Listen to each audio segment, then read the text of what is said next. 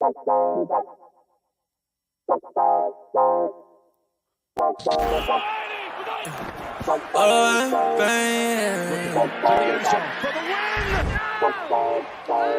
what the fuck? Whoa! Yeah.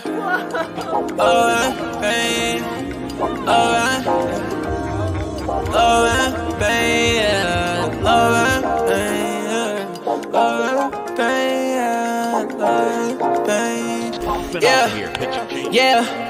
Hey. I just wanna touch the top. Baby said that she in love and she don't love a lie. Been chillin' with all the bros, I've been above the spot. Shawty said that things change, well it does a lot. Hey, watching out the payment, man, the sun is high. Yeah, lost inside the heart, but it's emerging right. I've been out the way and I'm good. I can find my home. Everything I said it was is not. Yeah, Jamaica, how you layin'? Yeah, you ain't say none, what you saying, baby? I lost you, but who's paying? Don't know why you hit my phone, why you playing? Yeah, I can't handle it without the trusting. Yeah, I can see the top, I wanna touch it. Yeah, yeah, we been getting money, no discussion. I don't let the top of shorty always get the fussy. Yeah, hey, I like to cruise on it. Say she like the way I sound and how I groove on them. I been steady dodging bullets, how I move on them. But he talking out his neck and not a crew on them. Yeah, and I'm sliding. Shawty like the vibe, don't want the ride to end. Yeah, right. To the nice end, yeah, yeah. To the nice end. I can always keep the cool, I'm never fighting.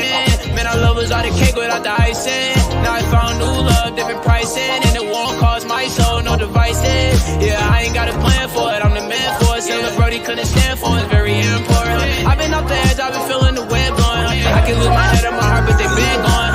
I just hit the edge of stairs when it's dead time. I just lost promises, I regret mine. I just get a lot of love on the west side. I'm the go, but I would never be the best guy. You might take me out of business like a Best Buy. Talk about the go to maybe soon, I know that's right. Yeah. Talk about the go to maybe soon, I know that's right. Thinking about the future, looking good, and it's the best side. I remember.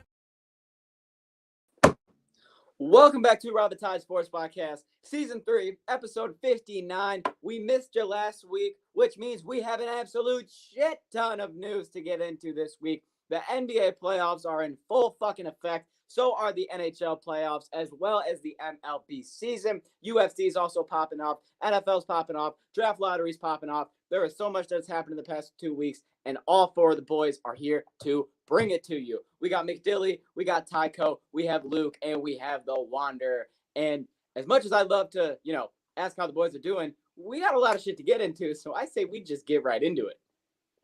Yeah, let's just get right into it. But I will say, doing good. Glad to hear it. Yes, of course. We'll start off today with some NHL news, kicking it off with the Yotes, doing some pre-playoff news here. The Coyotes' new arena was rejected. There were 3 different proposals. All 3 struck out. What does this mean? This means they're playing the 2023-2024 NHL season still in Mullet Arena, sharing it with Arizona State hockey team, and yet again not being able to fill up stands. I mean, granted, if they even did get it approved, it was not going to be done next year anyways. But this is just another year of a setback, in my opinion. What do you guys think? It ain't looking pretty for them. It's because it sucks because you can't even start like truly setting down a foundation to get that new arena. So you just got to sit there with blueprints. I want to know how Luke feels about this. I'm very interested. Hey man, we're getting the mullet magic back next season, so I'm okay with it. Oh, That's kind of how I feel, if I'm being honest. I'm not mad at this. If they were like, hey, the Coyotes, their shit was unapproved and they're going to be playing somewhere else next year, I'd be pissed because I'd be like, why would you stay at Mullet? But the fact that they're still at Mullet, last year when they played at Mullet, the crowds were good and they won hockey games. So it's not really a bad thing for them, but you would have had a pretty damn nice stadium in Arizona that's now not being built. That's the only thing that kind of sucks. well, I think they just go right to somewhere new now. I'm not sure where it's going to be, but I guess you just got to keep looking. But that's all we got for non-playoff news. So let's talk about playoffs. So Playoffs. Eastern Conference Finals are set. It'll be the Florida Panthers taking on the Carolina Hurricanes. Dylan, let's talk about how they got there. Carolina, what did they do? Well, Carolina came out and they kindly did exactly what Luke said that they were going to do, and that was basically take New Jersey, and whoever they were going to face, New Jersey was going to get their ass beat coming off how they played the first series. They came into the next series against Carolina, and they got their ass beat. I believe Carolina had a gentleman's sweep. Correct me if I'm wrong. You're correct. Yeah, so they had a gentleman's sweep on them, and they absolutely mopped them. 3 of those games I saw they weren't really competitive, and it seems like Carolina is, in my opinion, one of the front runners. But the problem is, you look over at Florida and you look at the teams that they've taken out. They look at Toronto, who most years you would say, okay, it doesn't mean shit. But the fact that they won a playoff series for the first time in 15 years, 19 years is credible. And they beat Boston, who won the Vezina. So I think this, in my opinion, is going to be the best series because both teams have a lot of credibility to their playoff run right now.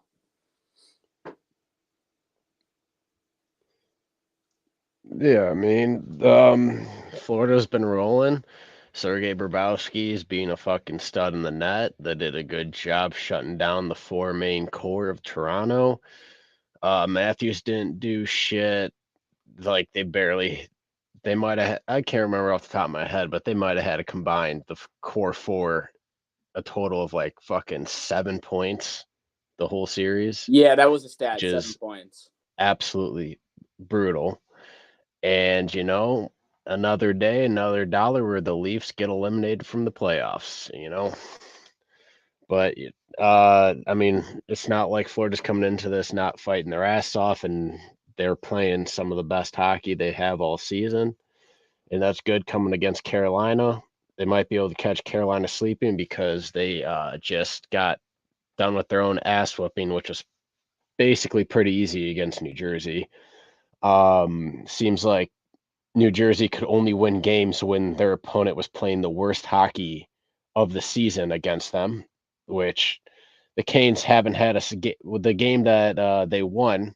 The Canes haven't looked that bad. That was probably the worst game they've played all year round. Like they haven't even had a game that bad in regular season. And it just seems like that was just the characteristic of New Jersey to win games, was just to rely on their opponent to lose it for them, or to basically win the game for New Jersey. And then they got their ass stomped. So, Carolina might be a little, they could get caught off guard, but, they're a good team. They could just keep on rolling. And I expect this to be a very good series.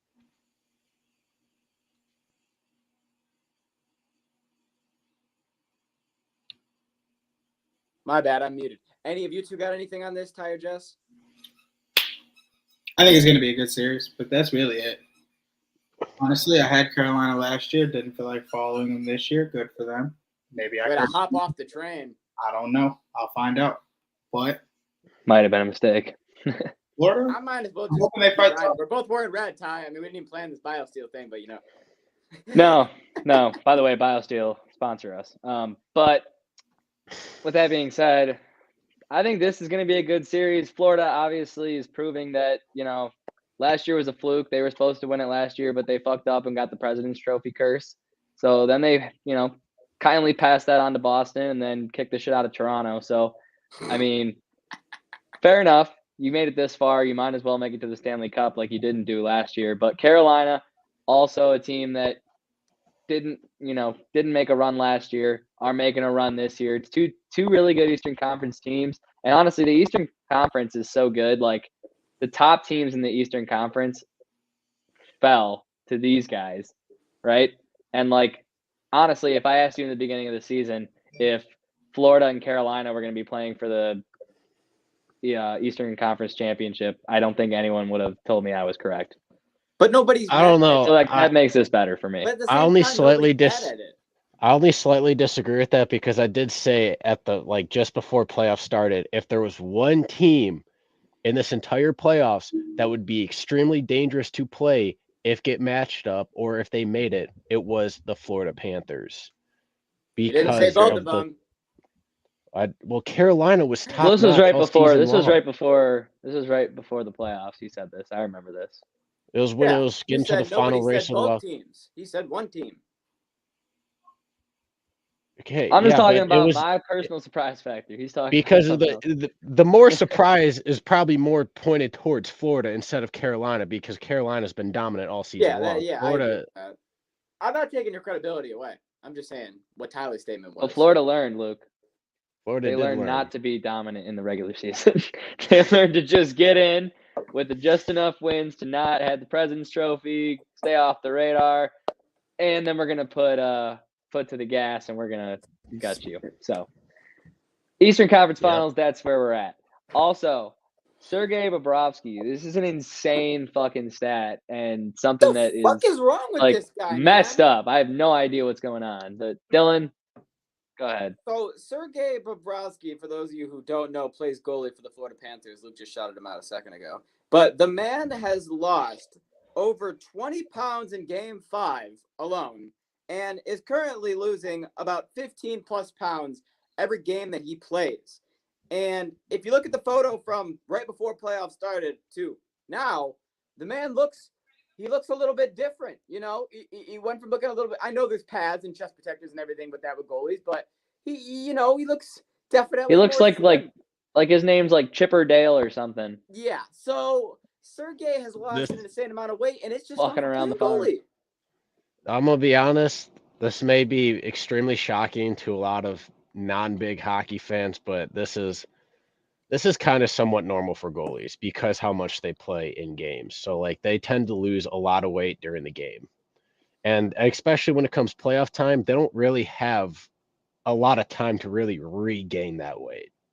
I've never seen this before. I've never seen someone lose. I think they said over 50 or 60 pounds so far just in the playoffs. Like that's insane. It might be a little drastic on being he might be losing the most, but I will say this is somewhat normal for goalies.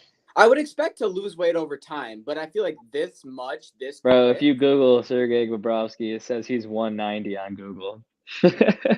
Jesus. Cap now. Now it's a cap.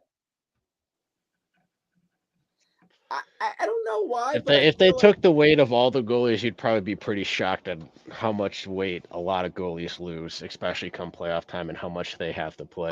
I believe you on the fact that they probably do lose weight, but I feel like it's still not normal to burn this much this quick. That's just me. Unless you got a lot to burn. Can you imagine how hungry you are after the game, bro? You know what I mean? He probably smashes.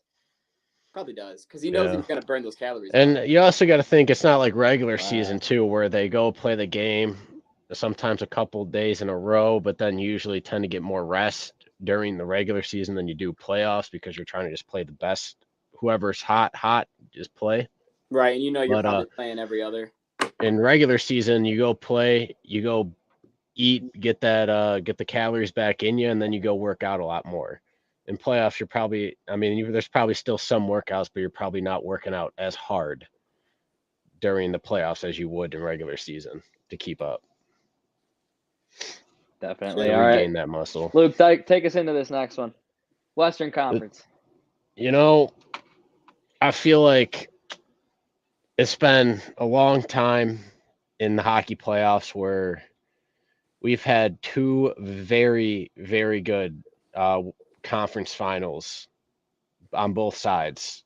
And I feel like all these four teams that are in it are going to give a good ride. And we might see both these series go into game 6 or 7 because Vegas and Dallas is playing really good. Knights are also playing really good. They're not, the Knights have just been fighting against the Oilers all season long, and then they took in Dallas. It wasn't an easy ride for them either because the Kraken were a pretty big shock.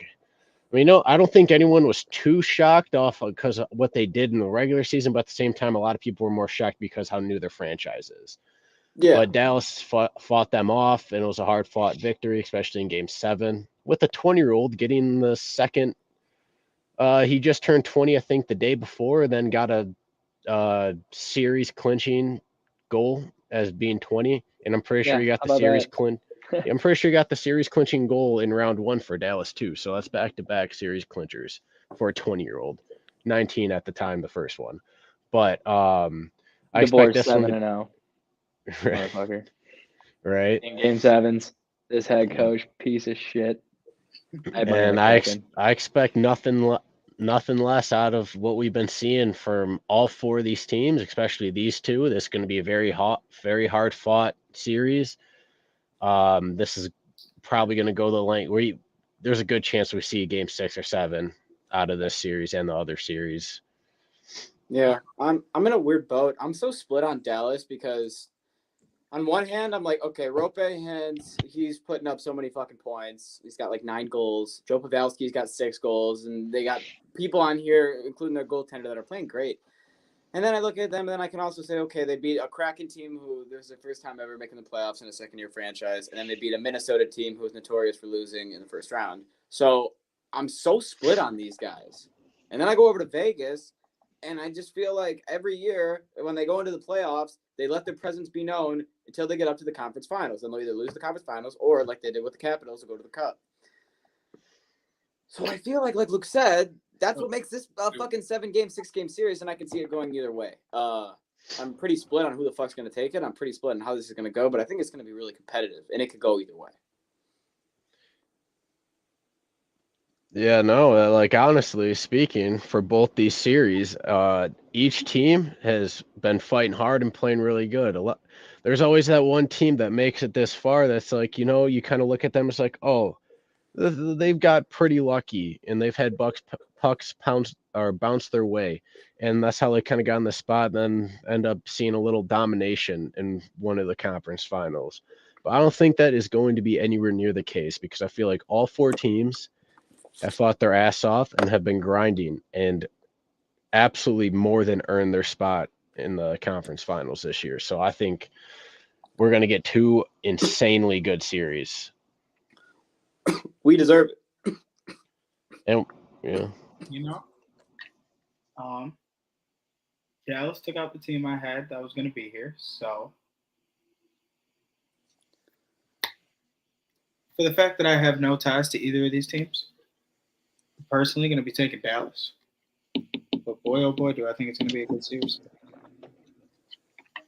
I know Look, you're going to as long as the every Vegas game of this Golden series, Knights live, as long as they live, Jake and that big gold glitter jersey lives as well.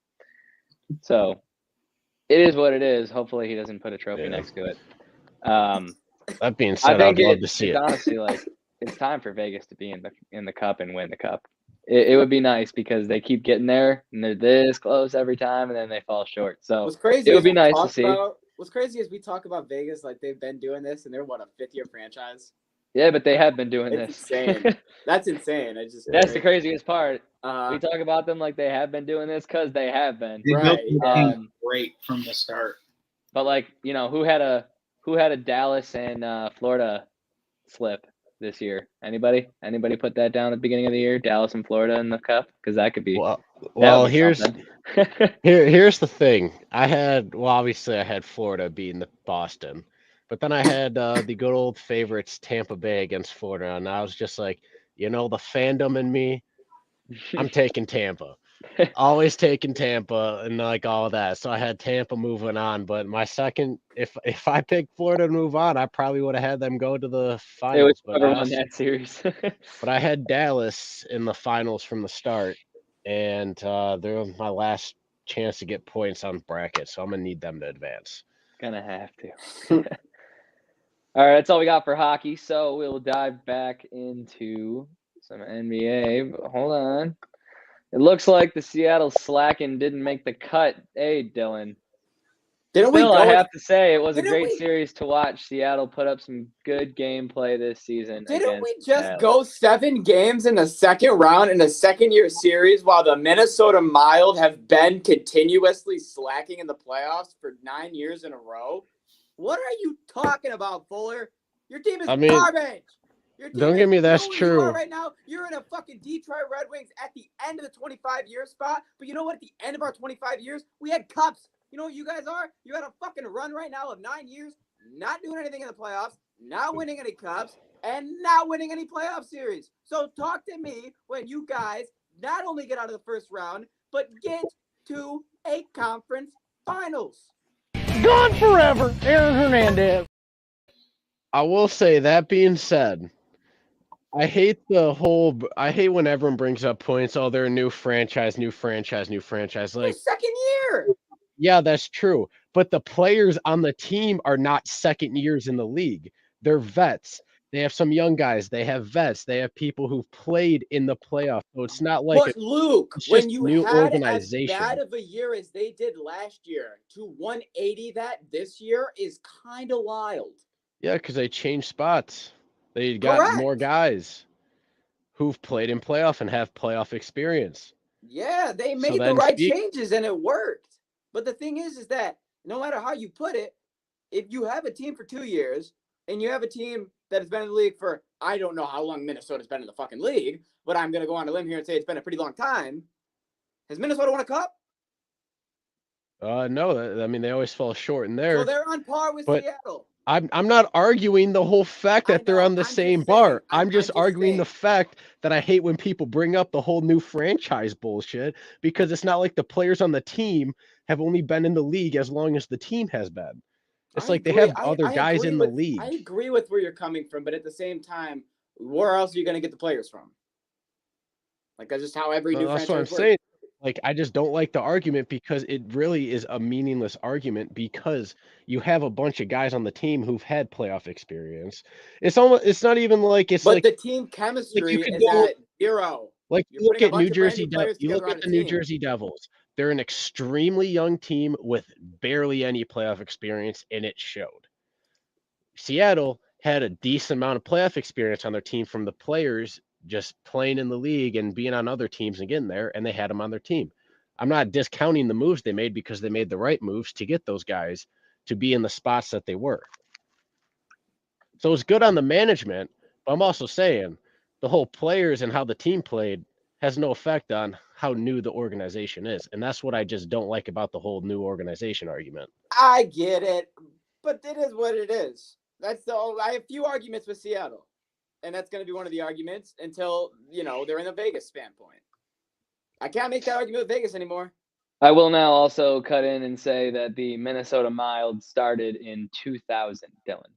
Damn, so that's 23 years of just being I am older, and Luke is older than the Minnesota Wild. You hear that, Fuller? 23. Fuller's also older than the Minnesota Wild. Middle of the road. Middle of the pack. And also in recent, after the whole Vegas thing and now Kraken, it's like the whole new expansion draft is basically building teams so they can compete at least mid to high level in the league. Yeah, I kind of realized that. But that's also like kind of what you have to do, because right off the rip, you have like all the dog shit players. You're not going to be filling up stadiums. You're not going to be making money off the $1 billion stadium that you built to play those games in. Like, so you kind of have to have a good product. So I'm not surprised that Vegas and Seattle, with the way especially the way the NHL is set up for expansion teams, I'm not surprised at the fact that they're making playoff pushes and stuff like that. It's kind of easy to just snag some good NHL vets and stuff and just plug them together. Even though in the beginning we all thought Seattle completely botched it, which they did. Well, they botched it for like the start because they didn't build it like the Vegas, but they more played for the long term instead of the short term. Vegas played for the short term, and Seattle played for the long term because they got a shit ton of salary cap space, and they were able to make the moves that they were able to do to get the team that they currently have. Mm-hmm. They'll be good for probably longer than Vegas's run will last. But hey, I mean, Vegas could be a destination for free agents, and they might just keep this train rolling. I don't know. We'll find out, but we have more to get into. So we'll be right back, and then we're going to do some NBA for you guys. Wait, maybe not. One more thing. Oh, You're my right, God. Dylan. Minnesota needs to get themselves together, but just needed to give a little jab. That's all. It's all in good fun. Stop being so nice, Fuller. Fucking strike me back. Punch me back. Come on. You're too nice. Give him some fire. I tried to cut in a little. What's going on, guys? Tyco here, taking a quick break in the action to tell you about sixpackcoverage.com. You can go on there and check out all your favorite sports, finance, food and travel, fitness, and entertainment podcasts. They've got it all on there, as well as content from all of your favorite colleges, with more on the way and more added every day. So make sure you check that out, as well as the merchandise tab. Be sure to get all of your six-pack coverage gear at the merch tab there with the hats, flags, all that good stuff. Make sure you guys check it out today, sixpackcoverage.com.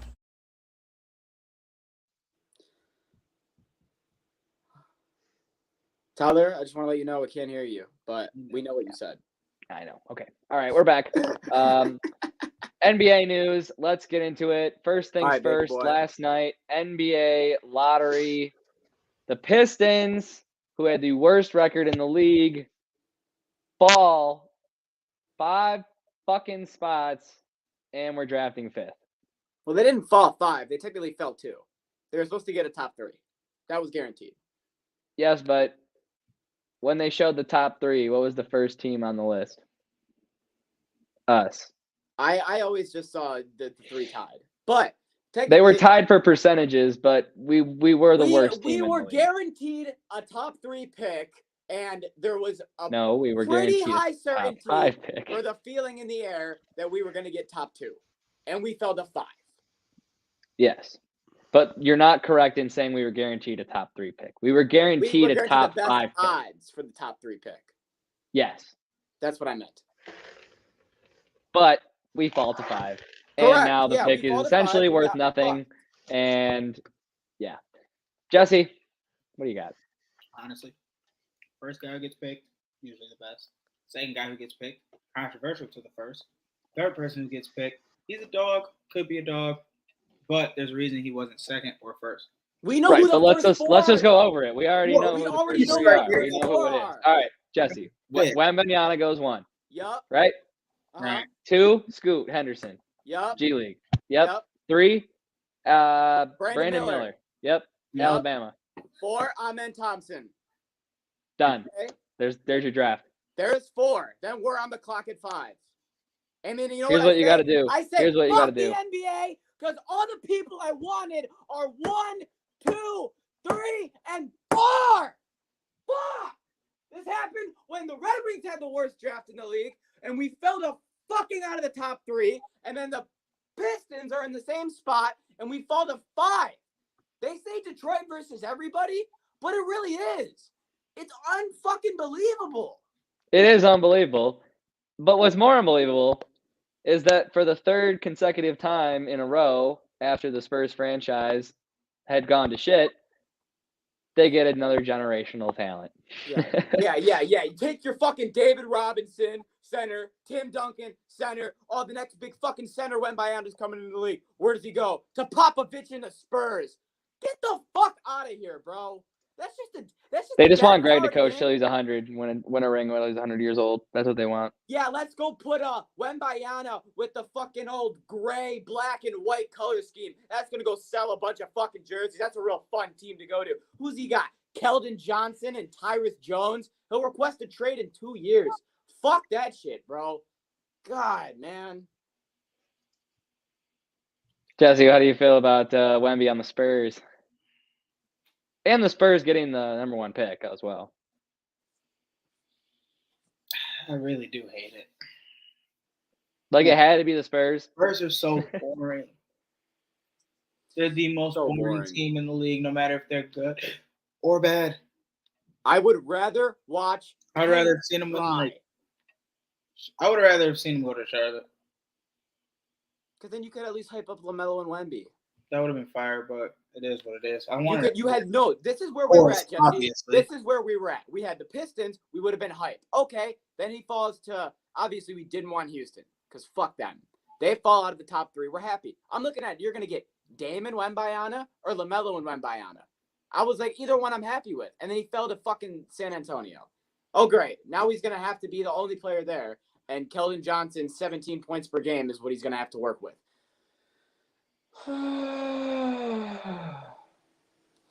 I need to calm down. And let's be real here, bro. Wemby needs to learn how to lift some weights for sure. He's going to need those. He's going to get Chad Holmgren himself if he's not fucking careful. Yeah, he might get bodied. All right. Let's He's talk young. about something that put you maybe in a better mood. Oh, never mind. Who do you look at around the league as you're studying and say, we're going to have to run through them? Celtics. No one in the West. No. I'm 5 in the West. Yeah, fuck that. Yeah. A better move. I'm just gonna say this, and then I'm gonna let you fly, Jesse. Okay? Ja Morant and his buddy were once again on Instagram Live. Ja Morant is potentially looking to be suspended for at least half a season or more, according to league executives. This is the second time Ja Morant has flashed a gun on Instagram Live with the same friend he flashed it with last time after Ja said he went to treatment, and this is a new Ja Morant that you will be seeing. We tend to see the same Ja Morant. I've never watched somebody set themselves up for failures. You know what's crazy, bro? He doesn't This even is- realize this is there's it. people in the hood that want to be like him. Why do you want to be like them? They want to be like you. They're looking up to you. They want to be the next Ja, and you want to be the next Thug. Why? Like I said, I wish there was like an evil twin that was just doing all this to try and ruin his name, but there isn't. It doesn't exist. He's just an idiot. He's just a dumbass. That's plain cut and dry. Like, you know what you're doing, and if you really moved like that, you wouldn't feel the need to show that lifestyle because no nigga who lives that lifestyle wants to. There is, don't get me wrong, but not when you're in the NBA. John Wall did his thing of throwing up signs during the game. We didn't see Russ accidentally crip walk. Shit, he wasn't on no thug shit, but Allen Iverson was getting his dreads retwisted. No, okay, yes, but this is all different. this shit. They weren't going up and holding up guns. But that's what I mean. They weren't pulling fucking irons out on Instagram Live. And at the same time, when you have a buddy, that's the only thing I'm going to say about the friend, okay? If you have Ja Morant rocking with you, he's fucking with you, you're in the whip with him, just you two, you're cool like that, you don't need to flex it. You don't need to show everybody every time on Instagram Live, I'm with Ja. If he's rocking with you and he's fucking with you, that should be enough. And on top of it, when it comes to Ja, my thing is, turn off Youngboy. Because this is twice now, that motherfucker got you feeling some type of way. I understand. I listened to a Young Thug album, walk around and call somebody slime by accident. Shit happens. If you listen to music, it will have the influence on you. But when you're driving around listening to Youngboy, if that shit's making you want to fuck kill, okay, either A, turn off Youngboy, or B, don't record yourself. Because I understand music's going to have influence over people. That's just how life is. But there's no reason to A, videotape it, or B, make it about you wanting to kill people. That's just how I look at it. He just moved stupid. And his friend ain't even really there for him. He really his ops because there's no reason you would sit here and record. You know your homie got caught with you the last time. Had to sit out. You think nothing else gonna happen the second time and you're doing it a second time? He with the wrong person. Correct. And I think that all of his groupies need to fucking let him know what's really going on because right now it is not a parade inside my city. Yeah, let's just say that. You just made the list! You mean parade inside my city? Yeah. It's a parade inside my city. That motherfucker going to jail. If you don't stop. All right. Now, I'm trying to cool down. And I have another rant coming into my fucking head. Let me go first. Last night. Let me go first. So you go crazy. Hold on. Listen, Doc Rivers might be the most losing coach in Game 7s that we've ever seen. He might always choke, but I'm pretty sure it's due to his players and the fact that the Clippers, he never had his guys healthy for Game 7. And here he didn't have players playing like they normally play and turned into utter trash cans. But jeez. So let's fire Doc. I don't know if he should have lost. I don't know if he should have lost. And then B wants to, I'm about to go. And B wants to go out there and shoot 5 for 18. And Harden wants to drop 9 points. And then B wants to talk about hey, man, we ain't getting no damn help out there. Fuck you mean no damn help? You shot 5 for 19. And you're a center. You're right under the goddamn basket. Not half of your shots, you dunked, and you fucking were 5 for 18. Harden, he was supposed to be the most clutch player in playoff history when he was on the Rockets. Second he left the Rockets, he sucks. Who the fuck is that guy? He has a couple good games in the playoffs, and everyone's looking at Harden like, what is he going to do, in the must-win game? How is Harden going to come out? He's going to drop 3 for 11, and he's going to go out and put up 9 points. That's what he's going to do. And what are the 76ers going to do? They're going to fire Doc Rivers.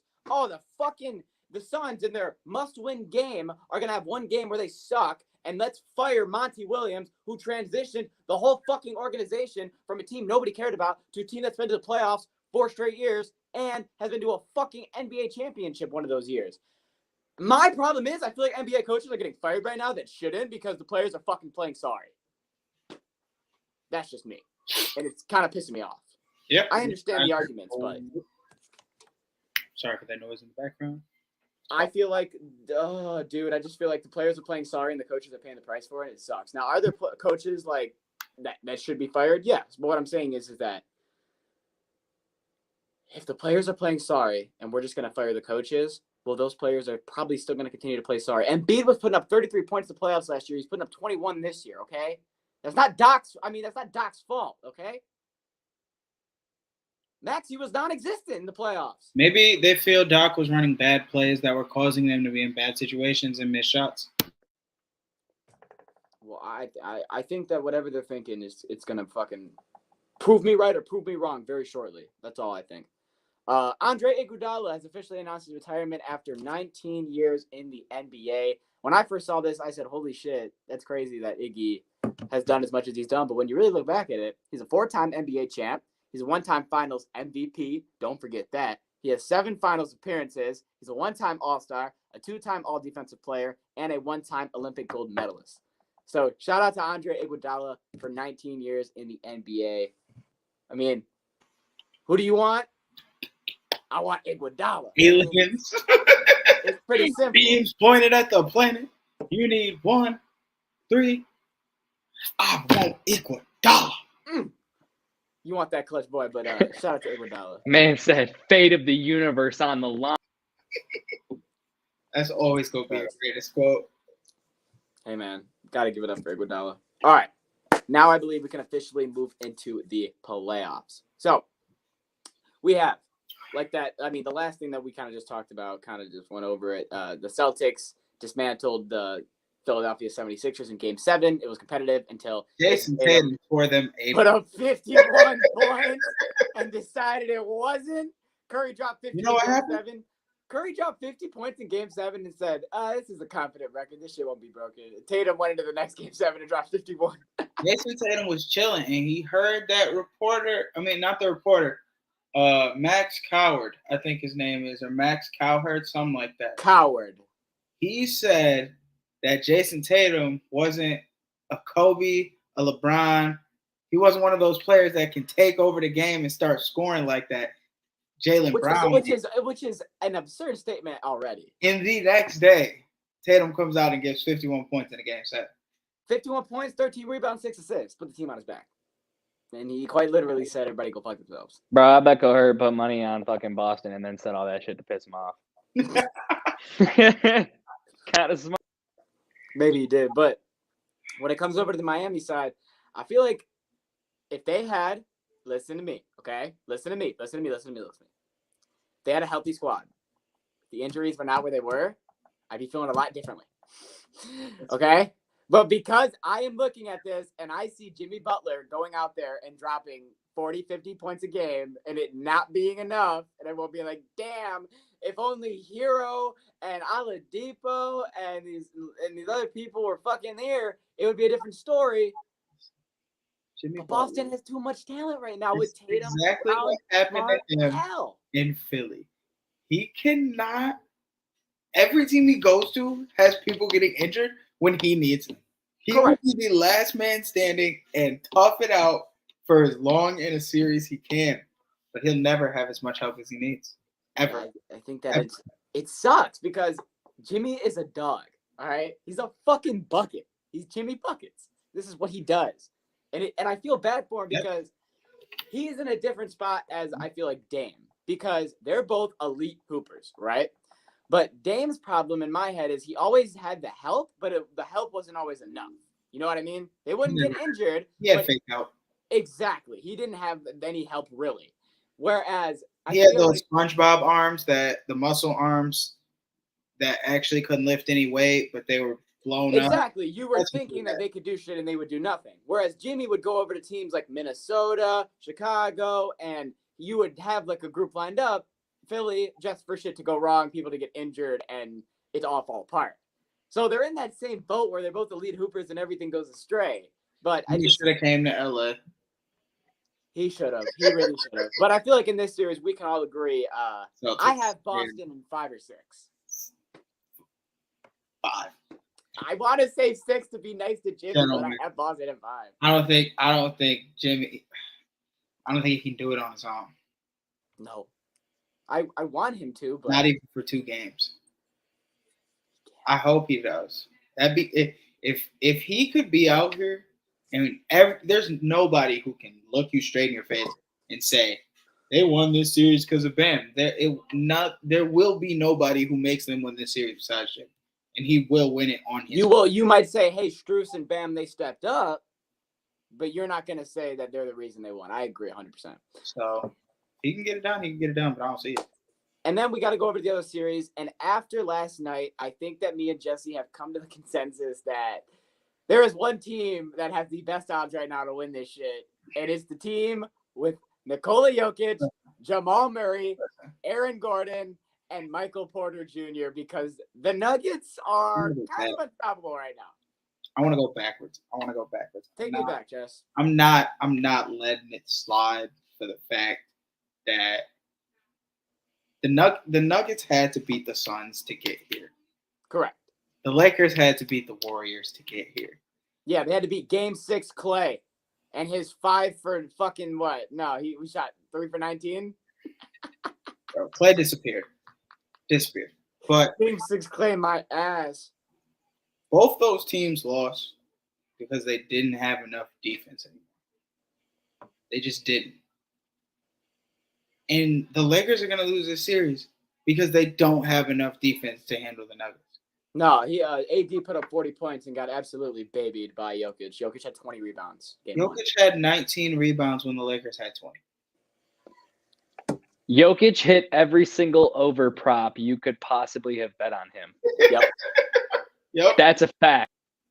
Seriously. And the thing is that we know AD, he's an every other guy. He put up 40 points game 1. He's going to be silent game 2, which means that you're just going to have to rely on LeBron and D'Lo, which probably means you're looking at a Nuggets 2-0. Don't you disrespect Austin Reeves like that. I am going to disrespect Austin Reeves because he's not going to be enough to take over the game. He had 21 last night. He's not going to – you think Austin Reeves is – by that, what I mean by that – you think Austin Reeves is going to be the guy that shuts down Jokic? What I mean by that is Austin Reeves won them game 5 in their series against the Warriors. What I mean is Austin Reeves has given them consistent amount of points to the degree of D'Lo to where you have to put them together. Still haven't answered my question yet. What? You saying Austin Reeves is going to be the difference maker that shuts down Jokic? No. Then I'm not including him. So I'm going to have to say that D'Lo's going to do that? None of them can be able to shut down Jokic. If AD and LeBron, who are 7 foot and 6'10", can't shut down Jokic, why are we crediting Austin Reeves? His 20 points aren't going to do shit. I'm just trying to figure out why you said D'Angelo Russell if that's what you're talking. Because D'Angelo Russell normally sucks in the playoffs until this year for some reason. He's been at a different level. No. You just came at me talking about defending Jokic and stopping Jokic. That's not what this conversation is about, but you want to do that. Oh, that's what I was talking about. I said the people that need to talk about D'Angelo Russell for. The people that are needing to step up and defend Jokic and Jamal. Oh, he's not going to do shit. Who the hell guards Jamal Murray, Jesse? D'Angelo Russell. Who the hell guards Jokic, Jesse? LeBron James. Those are the two that none of them can guard on either. Defense. So why does Austin Reeves come into the defensive equation? Because he's going to have to guard Jamal or he's going to have to guard MPJ. And you know what? He's played defensively on MPJ? Nothing really, because MPJ's been balling. MPJ had a solid night, but he hasn't been balling. It's been one game of the series. Well, I'm saying in playoffs so far, he's been balling. All 4 of them. They've been, like we said last night, they've been the sneaky 4. They've been the foursome that no one has talked about. Everyone's saying, oh, you need this big 4. They're a big 4. Jamal Murray is a different breed in the playoffs. Jokic is a different breed in general. Aaron Gordon and Michael Porter Jr. are not only playing their role, but they're playing some of the best basketball they've played in their entire career of the playoffs. Now, granted, Michael Porter Jr. has only been here 2 years, but still.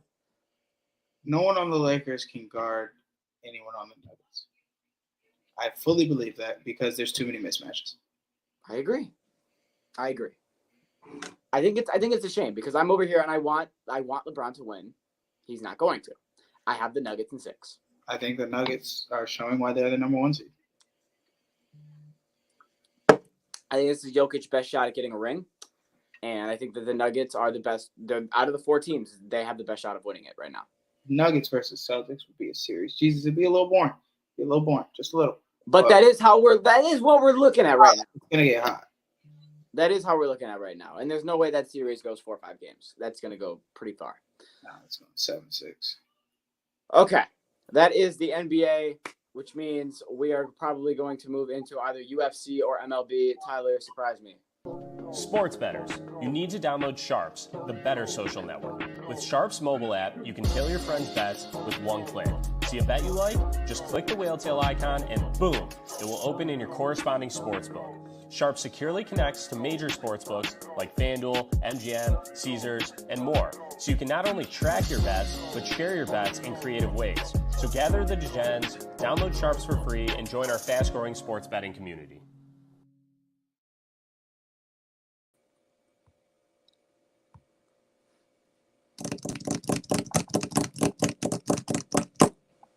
I'm gonna go on a limb and say we're moving. Oh, and why do you do that to me? I fully expect that we're going into baseball, and then he hits me with the octagon. We're going to baseball. Okay. I got put in here. You thought we were gonna go into? I didn't know what this man was doing in my head. Man, you said to surprise you. I started fucking with you instead. I didn't know what was going on. All right. So Tyler, I'm gonna let you lead the way because we have shit from last week and this week. So I'll just let you put whatever the fuck you want in whatever order. So first thing that we have is there was a little bit of beef between the Blue Jays and the Yankees, and we'd love to see that because these two are division rivals and they're both fucking over 500 and they're both good teams. So any beef between any competitive teams is beef that we like to cover. Now, here's essentially what happened. In the first game of the series, Aaron Judge hit a home run that the Blue Jays announced team, and everybody thought he was I want to say tipping pitches, or they thought it was very unusual because he stared at the pitcher, he stared at the Yankees dugout, he stared at the pitcher, and then he hit a home run, and there was nothing really unusual about it, but everyone was making a scene about like, oh, he was getting some type of signal. I want to say that I couldn't believe that they were making a scene about this. Yeah. When the pitcher quite literally threw a fucking meatball to Aaron Judge. It doesn't fucking matter if he knew what pitch was coming or not. It was a fucking meatball. Well, here's the thing. Then it came out that the pitcher said he was tipping his pitches. It was confirmed today that he said that he was tipping his pitches to Aaron Judge, meaning that he was letting Aaron Judge knowing what pitch he was going to throw, which if that was the case, then that would have nothing to do with Aaron. That would have nothing to do with him at all. That would have everything to do with the pitcher being a fucking idiot and letting him know I'm giving you a fastball, and then he gave him a meatball, and then he crushed it. Now, I don't know why the fuck that pitcher said that. This literally all came out an hour and a half ago. So this is all fucking very recent. But essentially, that happened, and then everything was high tension between the two teams, okay? So then the next game happens, and there was a situation where the third base coach for the Yankees is standing too close to the third base side. And the Toronto Blue Jays are screaming at them, and they're going, hey, get the fuck out of here, move out of the way, this and that. So then the Blue Jays manager, John Schneider, says to him, because he said something back to John along the lines of like, don't tell me what to do, or like, I'm standing in the right spot. John goes, shut up, fat boy. And that's what the manager says. And then all the other players on the team, apparently 2 other players on the team, something along the lines like, move, you fat fuck, or something like that. Okay? Here's the kicker. For those of you who don't know, Toronto not only has the fattest team in the MLB, they have the fattest team in the MLB by 300 pounds. They're all fat, okay? Like, the squad is big boy season. So the fact that they're just going around calling other people fat fucks is pretty hypocritical to me. Jesse, you're muted. That's not fair. They have Kirk and Blake. No, it's not. It's what it is, though. It's statistical truth. So then after this whole argument ensues and everything pops off and pops down, Later in the game, I believe 2-3 innings later, Aaron Judge comes up, hits a 460-foot moonshot that breaks the maple leaf in dead center field in the field, and then starts winding the bases saying, "I do this shit. I'm that guy," and he talks his shit. So as a Blue Jays fan, I hate to say it, but point Toronto night 1, point Toronto night 2, and they won both games, and they won both of those altercations in my opinion. I hate to say it as a Blue Jays fan, but they babied us at home. Dylan, you said point Toronto. Oh, I meant point New York.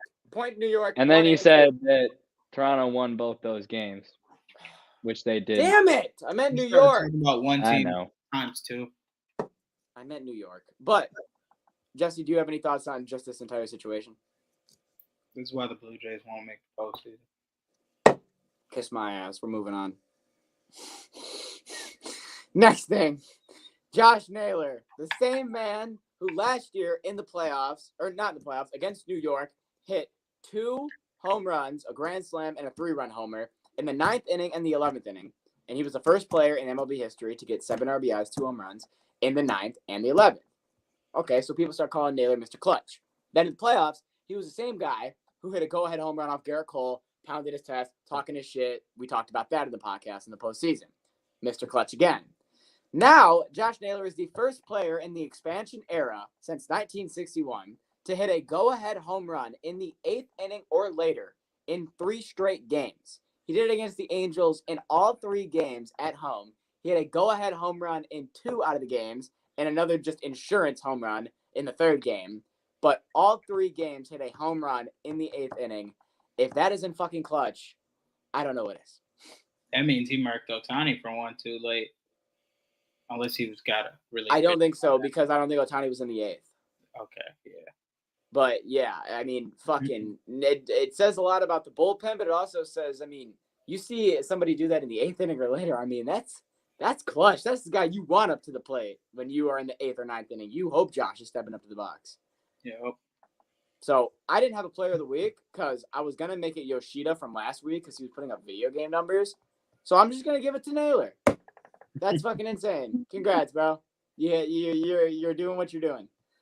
Next thing that we have to talk about is Zach Greinke, the weirdest pitcher in the fucking game, has officially joined the 1,000 batter strikeout club. He's officially struck out 1,000 different batters. He's only the 5th pitcher in history to do so. If you maybe weren't on a team in our division, I would feel some type of way about you. But well, the thing is that he's only been a team in our division for like 2 years. So he's established here. I don't care. He's gonna retire after this year. Good. Go away. Congratulations. You did your thing. Go. I still like Greinke just because he's a weird motherfucker and he's fun to watch. But I understand. You got that blue and white blood running through you, and I respect it.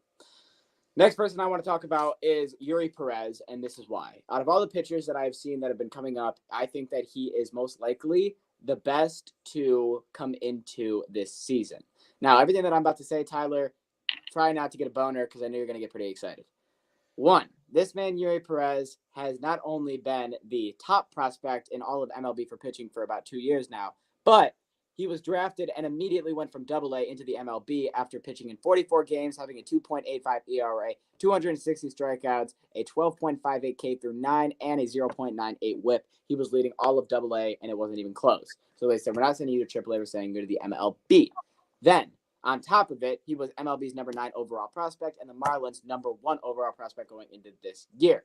On top of it, he has been training with Sandy Alcantara, the Cy Young winner. And if you look at last year, his stance from last year to this year, his leg movement in terms of bringing his leg up and his mechanics are a lot more similar to Sandy, and he's been able to bring his pitch elevation up. So what I'm trying to say is the Marlins might have just very well found their next Sandy Alcantara, and his name is Yuri Perez. And on top of a bullpen that already has 2 aces, they might have just gotten the 3rd. I'm rock hard. I don't know what you expected. Anything else than that? It was pretty important to me. A little poking up like this. I mean, I wouldn't blame him. And he's got that DR heat, and the best part, he's only 20 years old. Can't even grab a beer yet. So hopefully, if he is in that Sandy, I believe Hey, how old is Sandy Alcantara? I'll get him some beer. You don't gotta worry about that. Sandy's only 26. So yes, keeping on that young theme, this would be very good for Miami. Hey, Marlins are gonna be sick. I will wait, because honestly, the way that they're building their squad, I hope that they are sick, Ty, because they will become a fun team. Look, remember when the Tigers had like 4 aces on one team? That's what we're about to do with the Miami. I just hope Soler is still there when it happens because he deserves it. I agree, and he's still hitting absolute nukes. He had a 470-foot home run last week. 472 feet. Luis Robert Jr., he's officially, in my opinion, the most confusing player in the league because he's been on a roll and he's homered in 4 straight games. And I feel like one day he sucks and he gets benched for not running to first base and not giving a shit about the White Sox and saying, I hate it here. And then the next week he hits 4 home runs in a row. I can't figure this fucker out. You think he can I thought that was Tim Anderson that did that. No, this was all Luis Robert. Luis Robert said, I hate the fucking pitch clock. And everyone thought he said, I fucking hate it here. Oh. I thought that was Tim Anderson. Base. No, that was Tim that did that. But Luis Robert is the one who, when he hit the ball. And wait, it was Tim? Tim Anderson was the one that said, I fucking hate it here, but he was talking about the pitch clock. Correct, yes. Luis was the guy who was jogging to first base, not giving a fuck about it. I'm just glad that I didn't confuse that because I was like, I swear. No, you are correct. You are correct. So, my thing is, I can't figure this motherfucker out, Jesse. Do you have anything on him? Because I mean, props to being on a roll, but he's been weird. I just don't understand. He's never been a huge consistency guy. No. I feel like every time he gets hype built up around him, he immediately diminishes it. And then when he gets back down to, oh my God, Luis, he just hit a fucking home run. Oh, he hit 2 home runs today. Shit. Like, he's weird. He really is. But, I mean, shit. Be consistent enough, I guess. The White Sox are not being the consistent. White Sox are form of consistency. I don't know.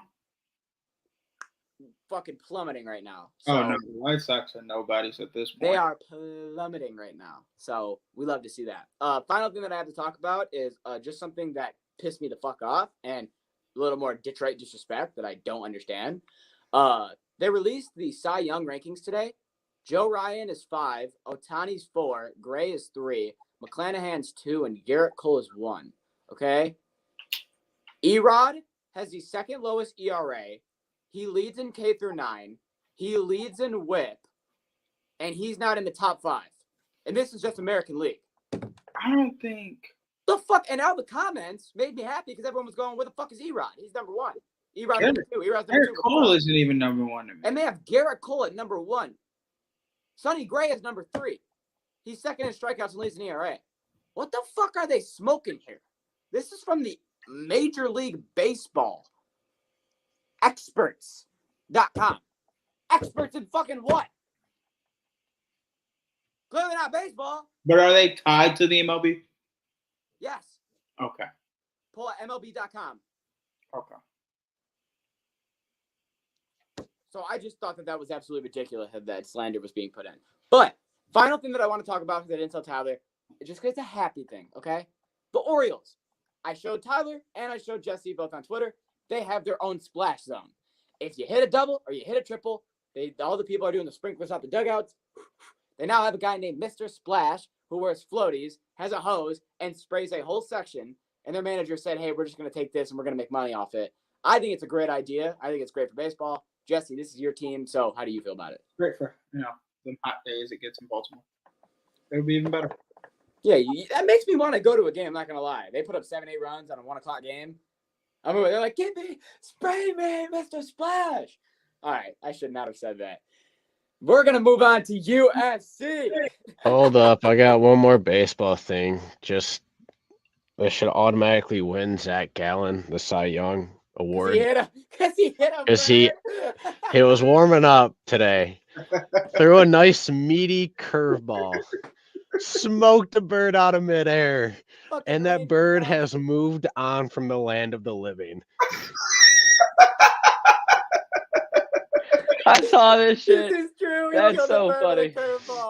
I was pissed that there was no video, but I was sitting on the I couch actually and found a Nikki got a video. notification. I'm like, The what was that? best She is, goes, I'm sorry, but hit a he said- bird. I'm sorry, but the best is he said he was visibly shaken up after the events happened. And I was like, just imagine you're in the dugout and you're like, Zach, what happened, man? And he's like, fuck, Man, man. I killed a bird. Bird.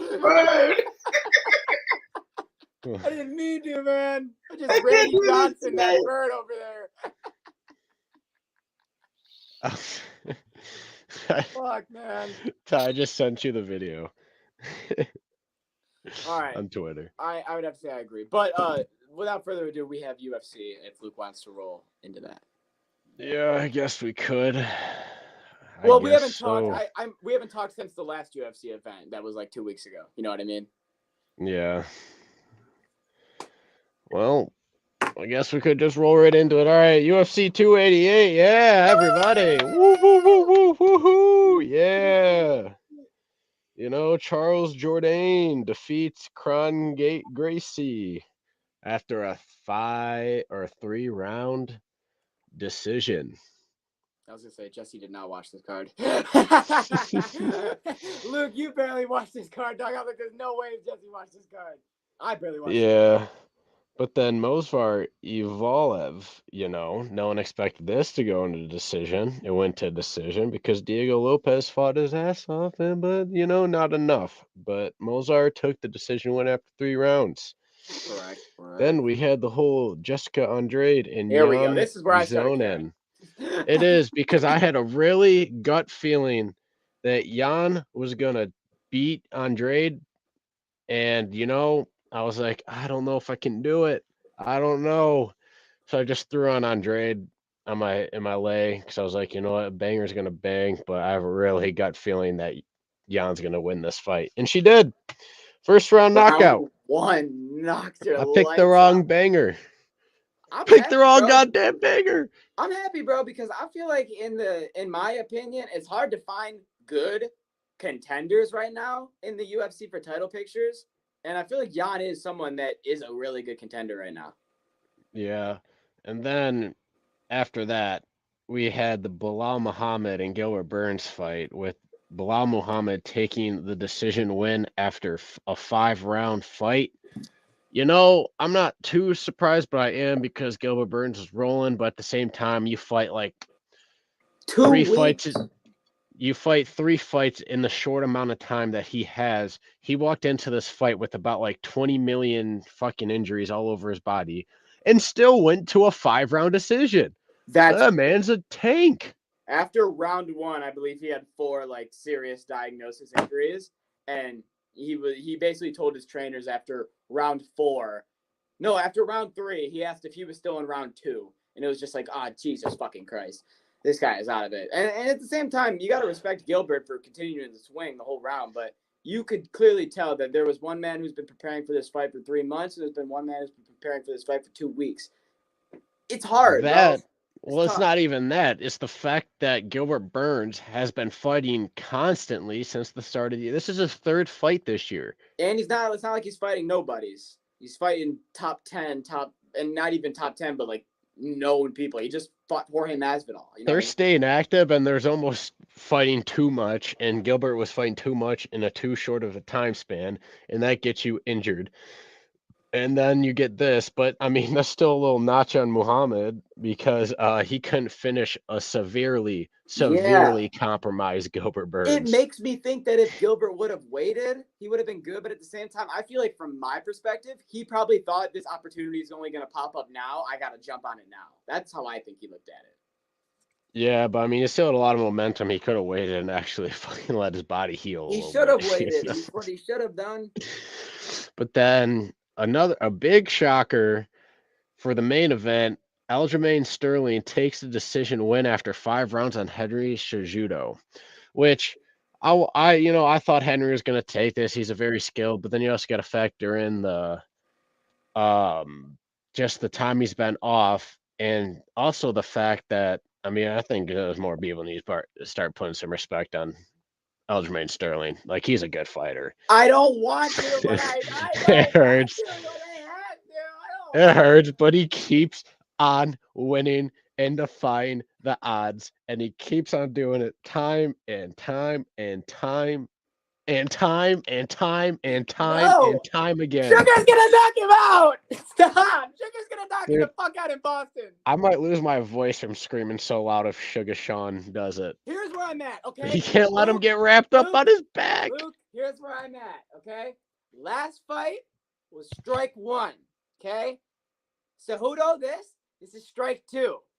If O'Malley loses, that's strike 3, and I have no choice but to respect and support Sterling. I have to. He if he beats O'Malley, then okay. But if O'Malley knocks him the fuck out, I will be right behind you, cussing this motherfucker out. I swear to God.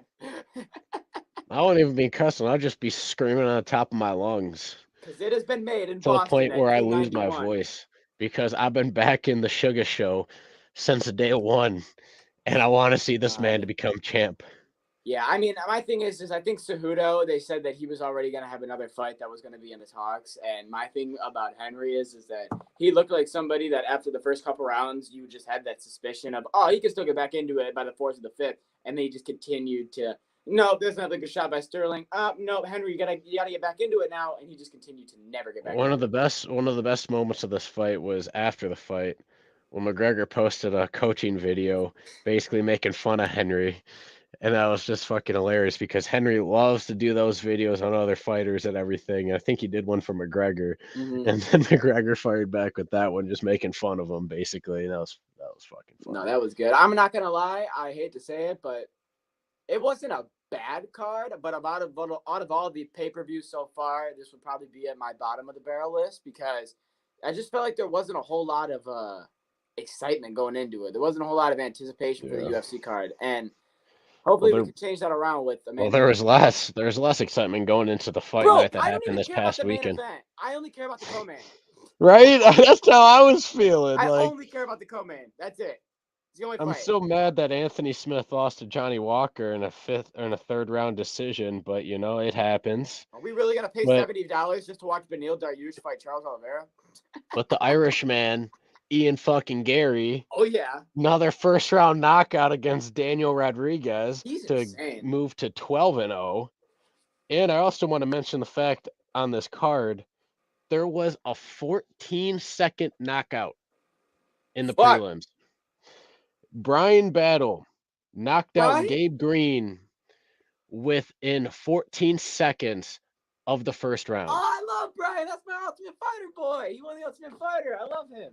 Let's go. Yeah, that man smoked him within 14 seconds of the fight starting.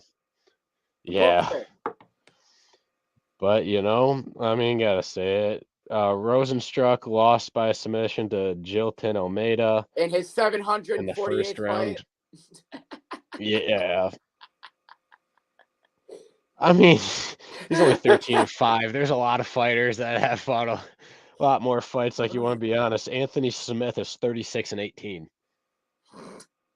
At this point, he's just doing it because he has to. It's not because he wants to. He just loves the pain, I guess. Yeah, that must be it. But speaking of the UFC, this does not have anything to do with the events, but it has to be announced because it just got released. I think it was either this morning or last night at 12 or just yesterday. But McGregor Forever, a 4-episode series, is now available on Netflix, and I am just partly through the 3rd episode. Yeah, we know you're all over that shit. And also, hey, May 29th is the Ultimate Fighter, and that's true.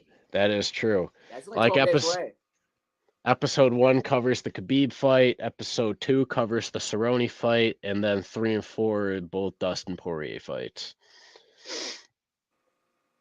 Damn, they have any fights that he won? I mean, no. Just the Cerrone fight? Yeah, just the Cerrone. But you also kind of find out why there's a lot of things why he hasn't fought that much. Dude was trying to stay active a lot after the Cerrone fight, but the UFC was just not giving him the fights, and that's why he ultimately went through that phase of retiring and then trying to fight Poirier in a charity fight. And then he forced the UFC hands like, okay, if you two are going to agree to fight, we're just going to have you fight in the UFC.